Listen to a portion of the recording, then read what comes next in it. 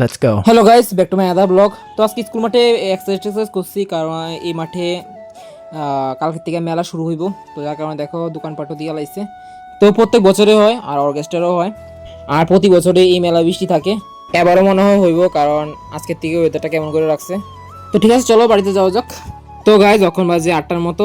তো আমি এখন যাচ্ছি দোকানে। তো আজকে তো অক্ষয় তৃতীয়া, মানে এই দিনে রাম ঠাকুরের জন্ম হয়েছে। তো সকালের পুজোর যে দিব মা, তো ওই লেগে দই আনতে যেতেছি।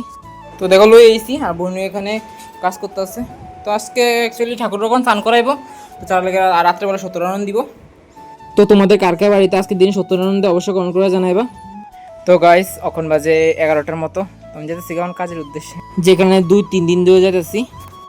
চাও চাও চাক দেরি হয়ে গেছে, 11টা বেজে গেছে। ওমা আইগা। গাইস আয়া পড়ছি এখন। তো আজকে তো অক্ষয় তৃতীয়া হিসেবে কইছিলাম। তো বোনতারা আশ্রমে গেছে। তো আজকে আশ্রমে ভুক টুক লাগাইবো। তো আমি যেতাম না, বোনতারা আইতে প্রসাদ আনবো, তো এটাই খামো। এখন ভাত খামো আমি।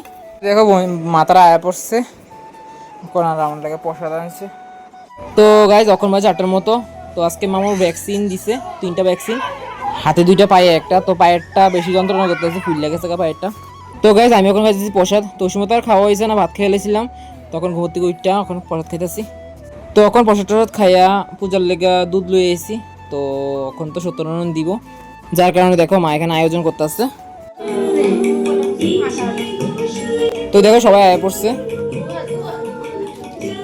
তো পূজা প্রায় 90% শেষ। তো বইনা এখন লাস্টে আরতি কইরা তারপর প্রসাদ দিব। তো পূজা শেষ, এখন দেখো সবাই প্রসাদ খাওয়ালো ব্যস্ত।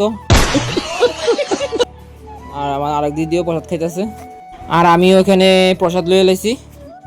তো ঠিক আছে গাইস, আজকে এটুকু পর্যন্তই। দেখা হবে পরের ভিডিওতে। Thank you.